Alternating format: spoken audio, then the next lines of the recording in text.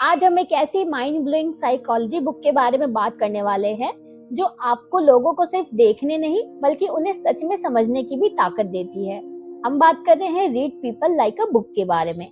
इस बुक को इग्नोर करना बहुत बड़ी गलती हो सकती है, क्योंकि ये सिर्फ बॉडी लैंग्वेज की बात नहीं करती, ये आपको सिखाती है कि इंसान के थॉट्स, इमोशंस और हिडन इंटेंशंस कैसे काम करते हैं। जरा इमेजिन कीजिए, आप किसी से बात कर रहे हैं और बिना उसके कुछ बोले ही आपको समझ आ जाए कि वो सच बोल रहा है या झूठ, वो कॉन्फिडेंट है या नर्वस, और वो आगे क्या करने वाला है। तो आपकी कॉन्वर्सेशंस, आपके रिलेशनशिप्स और आपके डिसीजंस सब कुछ चेंज हो जाएगा। हेलो ऑल, स्वागत है आपका आपके अपने चैनल ईट द बुक पर, जहां हम किताबें नहीं पढ़ते, उन्हें चबाकर आपकी जिंदगी में उतारते हैं, क्योंकि यहाँ हर किताब आपकी लाइफ का नया जायका बनती है। तो चलिए शुरू करते हैं। चैप्टर 1। इस चैप्टर में ऑथर एक बहुत ही पावरफुल लेकिन अक्सर इग्नोर किया जाने वाला कॉन्सेप्ट समझाते हैं। हर बिहेवियर के पीछे एक हिडन मोटिवेशन होती है।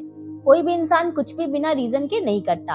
हम सिर्फ एक्शंस देखते हैं, लेकिन असली गेम इंटेंशंस में छुपा होता है। एक रियल लाइफ सिचुएशन को इमेजिन कीजिए। आपके ऑफिस में एक कलीग है जो हर बार आपकी हेल्प करने के लिए रेडी रहता है। आप सोचते हैं क्या जेन्युइन इंसान है, लेकिन अगर आप थोड़ा डीप ऑब्जर्व करें तो आपको पता चल सकता है कि वो बॉस के सामने अच्छा दिखना चाहता है या फ्यूचर में आपसे कोई फेवर एक्सपेक्ट कर रहा है। यही इस चैप्टर की कोर लर्निंग है। लोगों को उनके एक्शन से नहीं, उनकी नीड्स और डिजायर से समझो। ऑथर बताते हैं कि हर इंसान दो मेन फोर्सेस से ड्रिवन होता है, पेन और प्लेजर। मतलब या तो वो किसी प्रॉब्लम से बचने की कोशिश कर रहा होता है या किसी बेनिफिट को हासिल करना चाहता है। एक और एग्जांपल देखिए। एक स्टूडेंट रात रात भर पढ़ाई कर रहा है। क्या वो नॉलेज के लिए पढ़ रहा है? शायद नहीं। असल में वो फेल होने के डर यानी पेन से बच रहा है, या अच्छे मार्क्स यानी प्लेजर पाने की कोशिश कर रहा है। अब इमेजिन कीजिए, अगर आप हर इंसान के अंदर ये आइडेंटिफाई कर ले कि वो पेन अवॉइड कर रहा है या प्लेजर चीज कर रहा है, तो आप उसके नेक्स्ट स्टेप का अंदाजा पहले से लगा सकते हैं। यही स्किल आपको दूसरों से अलग बनाती है। इस चैप्टर की सबसे प्रैक्टिकल टेक्निक है हर सिचुएशन में खुद से एक सवाल पूछना, इस इंसान को अभी सबसे ज्यादा क्या चाहिए। जैसे ही आपको इसका जवाब मिल जाता है, आपको उसका बिहेवियर समझ आने लगता है।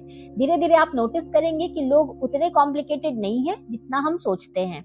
उनकी एक्शंस, उनके फियर्स, डिजायर्स और इनसिक्योरिटीज से ड्रिवन होती है। और जब आप इस लेवल पर लोगों को समझना शुरू करते हैं, तो आप इम्पल्सिवली रिएक्ट नहीं करते, बल्कि कॉन्शियसली और स्ट्रेटेजिकली रिस्पॉन्ड करते हैं। चैप्टर 2। इस चैप्टर में ऑथर हमें सिखाते हैं कि बॉडी लैंग्वेज को समझना सिर्फ जेस्चर्स देखने का खेल नहीं है, बल्कि पैटर्न्स और कॉम्बिनेशंस को पढ़ने का स्किल है। अक्सर लोग एक सिंगल सिग्नल देखकर कंक्लूजन बना लेते हैं, जैसे किसी ने आर्म्स क्रॉस किए तो ये डिफेंसिव है, लेकिन रियलिटी इतनी सिंपल नहीं होती। एक रियल लाइफ सिचुएशन को इमेजिन करते हैं। आप किसी इंटरव्यू में बैठे हैं और सामने वाला कैंडिडेट आर्म्स क्रॉस करके बैठा है। अब आप तुरंत सोच सकते हैं कि वो नर्वस या डिफेंसिव है, लेकिन अगर आप थोड़ा ऑब्जर्व करें तो शायद रूम में एसी बहुत ठंडा हो और वो बस कंफर्टेबल होने की कोशिश कर रहा हो। यही रीजन है कि ऑथर क्लस्टर्स की बात करते हैं। मतलब एक सिग्नल नहीं, बल्कि मल्टीपल सिग्नल्स का कॉम्बिनेशन देखो। अब वही कैंडिडेट अगर आर्म्स क्रॉस किए हुए साथ में आई कांटेक्ट अवॉइड कर रहा है, वॉइस उसकी शेकी है और बार बार पोस्चर बदल रहा है, तो ये सिग्नल्स मिलकर एक क्लियर पिक्चर देते हैं कि वो नर्वस है।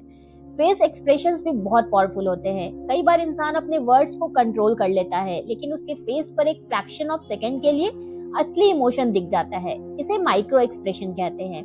एक छोटी सी सिचुएशन सोचिए। आप किसी से पूछते हैं तुम खुश हो, वो तुरंत बोलता है हाँ, लेकिन उसके चेहरे पर एक सेकंड के लिए सैडनेस दिखती है। यही वो मोमेंट है जहाँ पे ट्रुथ रिवील होता है।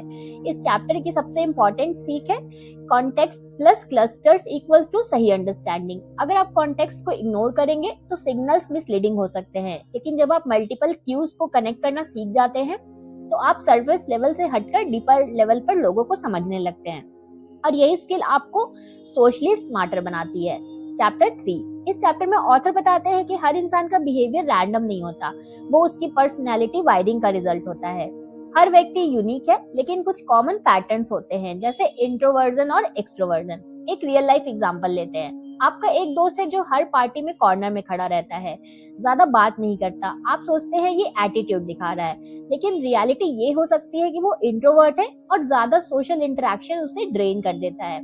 वहीं एक एक्सट्रोवर्ट इंसान उसी पार्टी में सेंटर ऑफ अटेंशन बनना पसंद करेगा। वो लोगों से बात करेगा, जोक्स करेगा और एनर्जी गेन करेगा। अब अगर आप इन पर्सनैलिटी डिफरेंसेस को नहीं समझते तो आप लोगों को गलत जज करेंगे, लेकिन जैसे ही आप पर्सनैलिटी पैटर्न्स को समझते हैं आपकी एक्सपेक्टेशंस रियलिस्टिक हो जाती है। एक और सिचुएशन देखिए, कई लोग कंप्लेन करते हैं कि वो इंसान कभी इनिशिएट क्यों नहीं करता, लेकिन हो सकता है कि वो नेचुरली रिजर्व्ड हो। इस चैप्टर का कोर लर्निंग है, हर इंसान को एक ही लेंस से मत देखो। जब आप पर्सनालिटी समझते हैं तो आप एडजस्ट करना सीखते हैं। आप जानते हैं कि किससे कैसे बात करनी है, किसे स्पेस देना है और किसे अटेंशन चाहिए। इससे आपकी रिलेशनशिप स्मूथ हो जाती है, अननेसेसरी कॉन्फ्लिक्ट्स कम होते हैं और अंडरस्टैंडिंग भी बढ़ती है। और यही असली इमोशनल इंटेलिजेंस है। लोगों को बदलने का ट्राई नहीं करना है, बल्कि उन्हें सही तरीके से समझना है। चैप्टर 4। इस चैप्टर में ऑथर एक बहुत एक्साइटिंग टॉपिक पर बात करते हैं, झूठ पकड़ना। लेकिन सबसे पहले वो एक मिथ तोड़ते हैं। कोई भी सिंगल साइन ये प्रूव नहीं करता कि इंसान झूठ बोल रहा है। एक कॉमन बिलीफ है कि अगर कोई आई कांटेक्ट अवॉइड करे तो वो झूठ बोल रहा है, लेकिन एक रियल लाइफ सिचुएशन सोचिए। आप किसी अथॉरिटी फिगर से बात कर रहे हैं, जैसे बॉस या टीचर, तो नर्वसनेस की वजह से भी आप आई कांटेक्ट अवॉइड कर सकते हैं, भले ही आप सच बोल रहे हो। इसलिए ऑथर कहते हैं कि सबसे पहले आपको उस इंसान का बेसलाइन बिहेवियर समझना होगा, मतलब वो नॉर्मली कैसे बिहेव करता है। अगर कोई व्यक्ति हमेशा कॉन्फिडेंट रहता है लेकिन किसी खास सवाल पर अचानक नर्वस हो जाए, तो वहाँ कुछ हिडन हो सकता है। एक और एग्जांपल, जब कोई इंसान झूठ बोलता है तो वो अक्सर अननेसेसरी डिटेल्स जोड़ देता है। वो स्टोरी को इतना एक्सप्लेन करता है कि वो अननेचुरल लगने लगती है। वहीं सच बोलने वाला इंसान यूजुअली सिंपल और कंसिस्टेंट रहता है। लेकिन सबसे जरूरी बात, 100% सर्टेनिटी कभी मत मानो। लाई डिटेक्शन हमेशा प्रोबेबिलिटी का गेम है। अगर आप ओवर कॉन्फिडेंट होकर जजमेंट कर लेंगे तो आप गलत भी हो सकते हैं। इस चैप्टर का गोल आपको लाई डिटेक्टर मशीन बनाना नहीं है, बल्कि आपको इतना अवेयर बनाना है कि आप सिग्नल्स को नोटिस करें, कंपेयर करें और स्मार्ट कंक्लूजन्स निकालें। चैप्टर 5। ये चैप्टर पूरे बुक का सबसे प्रैक्टिकल और पावरफुल हिस्सा है।